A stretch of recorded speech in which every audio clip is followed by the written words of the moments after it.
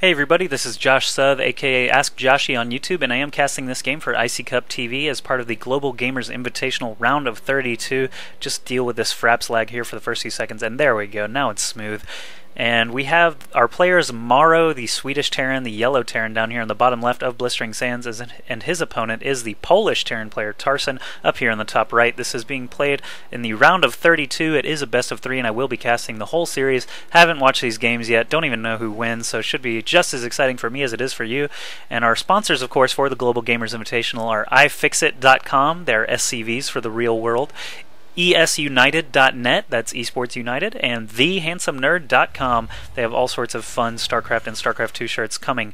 And so go check out all those sponsors when you have time, but for right now we've got this game going. Tarson building his supply depot just behind his mineral line. It looks like MorroW is going to be doing the same thing here. Not sure what to expect out of these players. Both of them are very good European players, and both of them have very good records throughout the beta and into retail. MorroW, of course, has just tons of tournament play experience already. Tarson has shown some good games, but not too familiar with how well he's been doing in these large tournaments. So I would give the edge to MorroW just based on track record alone. And MorroW is going to be building his barracks up here close to his ramp, not so close that Tarson will be able to pick him off. And Tarson actually getting gas first, letting it finish, and getting 3 on gas before even getting that first barracks building. So he is going something sneaky. I have a feeling. Maybe quick factory units or quick starport, I'm not sure, but MorroW actually getting 2 barracks. No.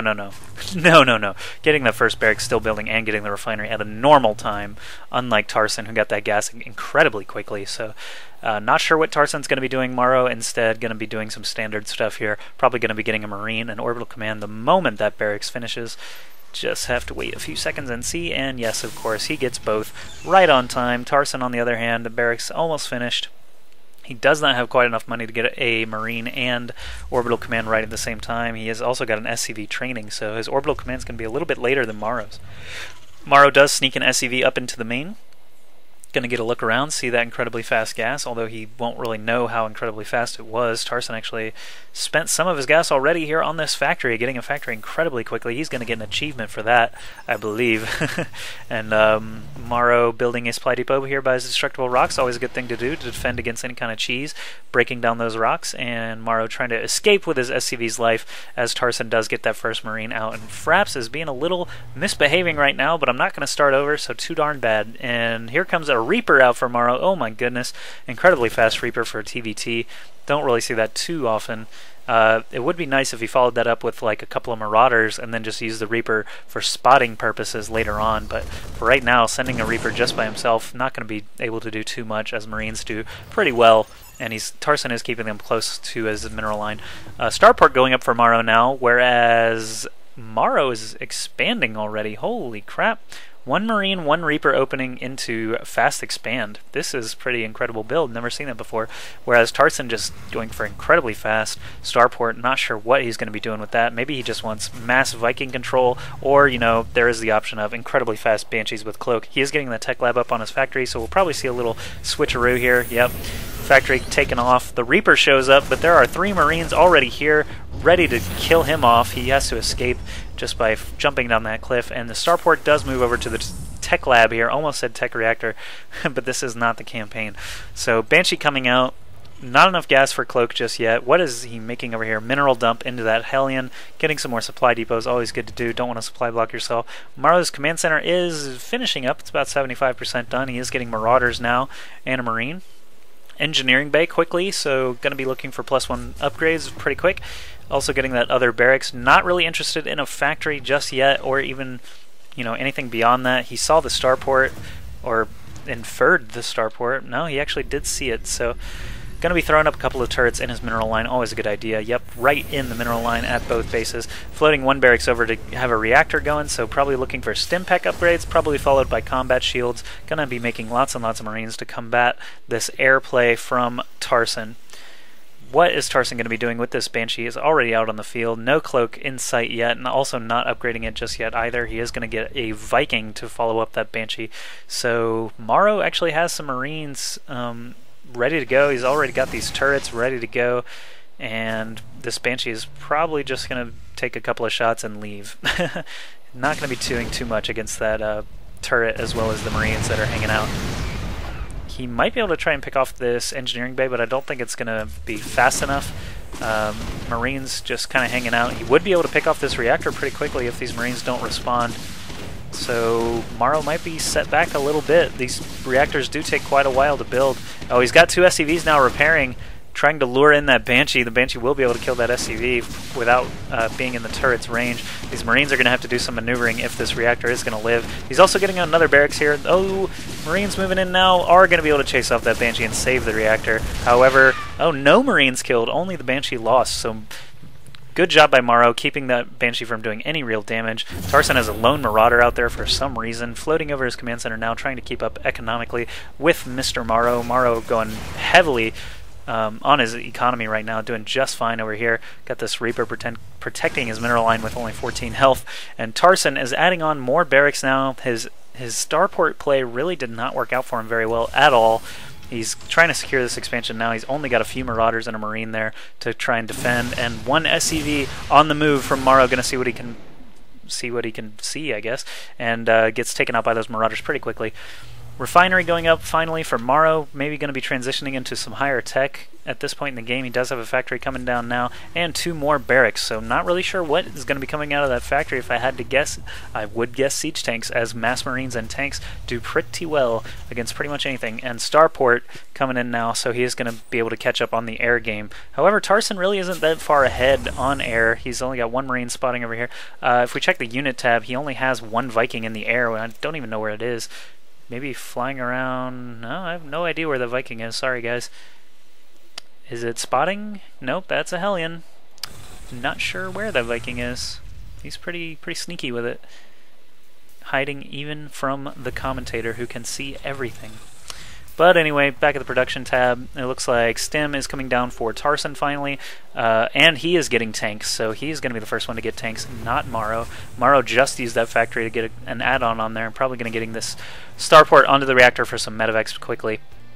So MorroW moving around, Tarson kind of moving around the middle of the map, both players just seeing what they can find out at these Xel'Naga towers. This Hellion is going to try and kill off this Marauder, but I think the Marauder does take a Hellion one-on-one.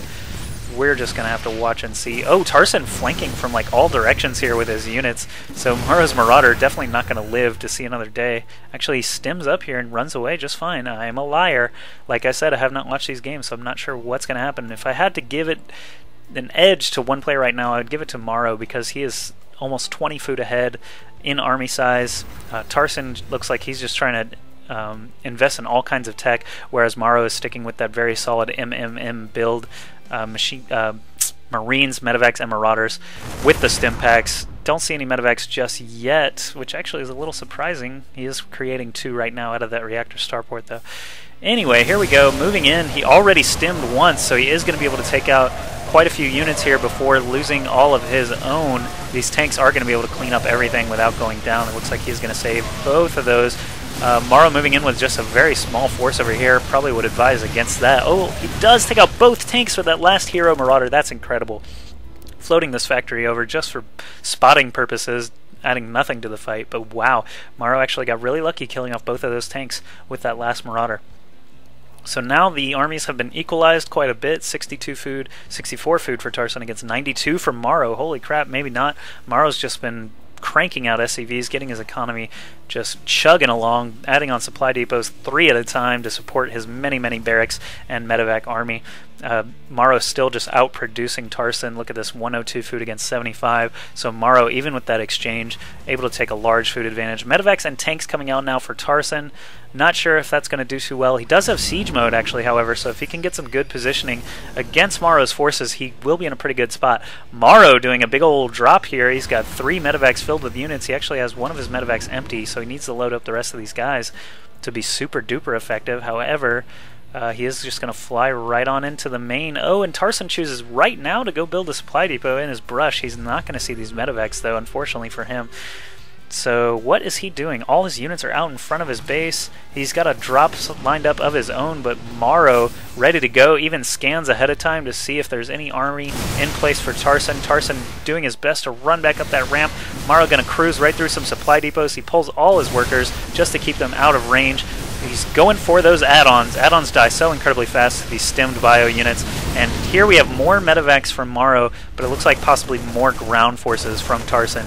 And MorroW really doesn't want to lose that medevac. Oh, it was full of troops, so MorroW taking unnecessary losses there. He is still up 40 food against Tarson. That is just incredible at this point in the game after basically having 2 big engagements and still being that far ahead without killing your opponent. Oh, another drop coming in for MorroW. Only 2 medevacs here, able to kill some SCVs or at least get Tarson to pull some SCVs. Thankfully, he did leave that siege tank there, so MorroW not so silly to just sacrifice all those units to that siege tank. So wow, MorroW doing multiple drops across the map. I'm glad I caught that. MorroW is probably one of the best multitasking Terrans I've ever had the privilege of viewing before, so really good job by him just keeping Tarson kind of all over the place. He's going to have to leave some units up here if he is going to protect these supply depots and starport. However, right now it looks like he's not really too worried about it, just moving his whole dang army back to the front here, leaving pretty much nothing back here to defend. So if MorroW did another big drop like that, I have to imagine he'd kill quite a bit. So lots of medevacs, lots of Marines and Marauders. Looks like they already have their shields, their stim packs, their concussive shells. Just going heavy bio here. Tarson does not have time to siege up before this encounter starts. MorroW has way more units on the field. Siege tank finally getting some blasts. 1 kill, not going to be enough. 2 kills, not going to be enough. Tarson does GG. MorroW's army is just too big, and Tarson not able to outproduce him as he did take a couple of hits to his economy mining time. So good game to MorroW for that first game, and now we'll move on to game 2.